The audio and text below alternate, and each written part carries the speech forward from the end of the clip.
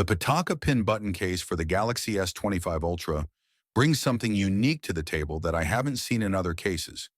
Three customizable NFC buttons that let you launch your favorite apps with a simple press. It's a clever solution for a phone as feature-packed as the S25 Ultra, though I'll admit it took some time to build the muscle memory to use them effectively.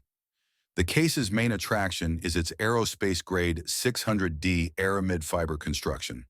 Unlike traditional carbon fiber, this material doesn't interfere with signals while still providing military-grade drop protection, MILSTD 810H-516.8 certified. The material feels premium to the touch, and at just 0.07 inches thick, it's one of the slimmest protective cases I've tested.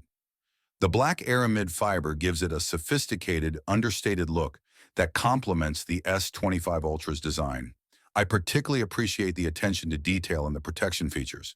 The raised lips around the screen and camera module provide good protection without being obtrusive, while the Nappa leather lining inside adds a luxurious touch while cushioning the phone from impacts. Wireless charging works flawlessly through the case, and you can still use PowerShare without removing it. However, the premium materials and smart features come at a cost.